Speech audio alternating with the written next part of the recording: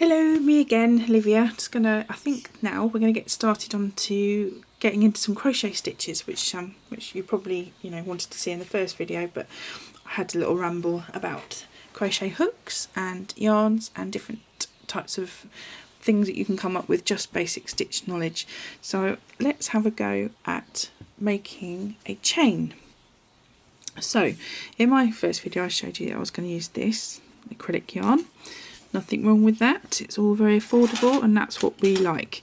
And we also looked at the shade, the piece of paper that went around it, and it told us that we needed to use, just in case you didn't see the first video, it told us that we needed to use a 4mm crochet hook. Can we see that okay? And that's what I'm going to do. There's my 4mm crochet hook. So most crochet projects start with chain work, and so that's what I'm going to start showing you. And like I said in my first video, I only know the basics.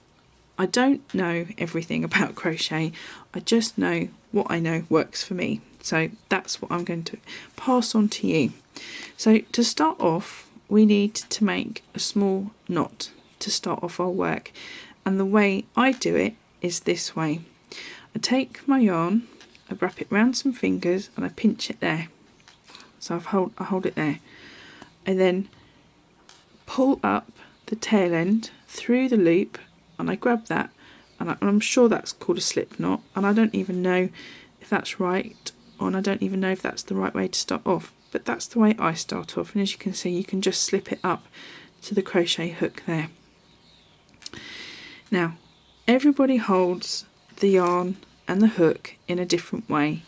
Everybody's different and you will find your own way of working it. And I have to say that that is probably the most difficult part about crochet, is learning how to hold the yarn and the crochet hook together. I used to be a knitter, so going on to crochet was very, very difficult for me because you have to hold it in a very different way to how you're knitting. And I have to admit, I did think that this was the work of the devil for at least a year, and it was only because my mum kept encouraging me to try it and suggested it wasn't really the work of the devil, it was just me not getting to grips with it. And I got it. I don't know how I got it, but I did work it out for myself, and that's all I can say to you is once you can get past that barrier of holding it, you'll be fine, absolutely fine. Now the way I hold it is I wrap it all around my fingers. I forget now. Wrap it around my fingers because I like to hold the tension, and you will hold it in a different way. And my mum holds it in a different way. My mum holds the crochet hook, she works the crochet hook in a different way, but we get the same results. So what works for you works for you. So to get a nice tension, I like to hold my work close to the crochet hook. Some people don't, they don't need to because they have nice tension in their hands. They don't need to kind of control that so much, but I like to make sure that I hold my work here, and as I work it, you'll see what I mean. I hold it close to here, and I think it's to stop everything getting too tight or too loose. It's just my way of checking my tension. So there's the first loop on the hook. Now what we're going to do is we're going to take this hook end here and we're going to hold it and we're going to drop it underneath the yarn, so we make a loop on the yarn, and what we're going to do is we're going to pull that loop through this one here, and that's what happens there, and there's your first chain. Can you see that there?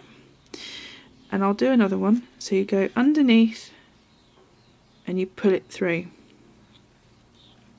underneath and pull it through, and there would be the time that I move my finger up to hold it, but I'll just hold it down here so you can see. Underneath and pull it through, underneath and pull it through. Now if I were you, I would spend half an hour just doing this, because it gets a motion going that you will get used to holding the crochet hook, the yarn and your work.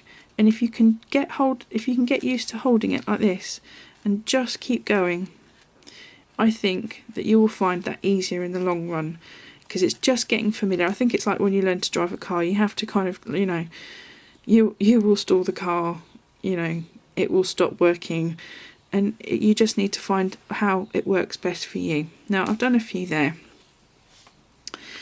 and you can see that that is your chain, and that's normally called a chain foundation row, depending on what you're going to work. And if you can see that that there is the front of the chain, and that is the back of the chain, and these would be called here the back loops,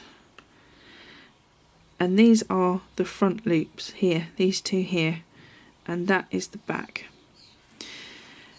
Now the brilliant thing about crochet is that if you go wrong, you just take off the hook and you just pull it like that, and you've started and you've finished, and you haven't really made much an effect on the wool. If you do that with knitting, you will get it all cockled up, it will, you know, crinkle up quickly, and it takes a long time to unpick, and it takes a long time to undo, and when you start again it takes a long time to get started again. And that's why I like crochet, because it's quick. It's quick, it's easy to put right, and trust me, I go wrong a lot, so that's why I like crochet. So I'll just do that again. So I'll start again for you. I make my knot, so again I hold that loop, I pull that through, makes that nice little slip knot there, and I can put my hook through. Slide it up to the hook, not too tightly. If you did pull that too tightly, you wouldn't be able to pull the hooks, pull it through. But if you ran this down here, you will see it sort of loosens it, and you know, it's forgivable. It's such a forgivable craft. It's just brilliant. That's why I love it.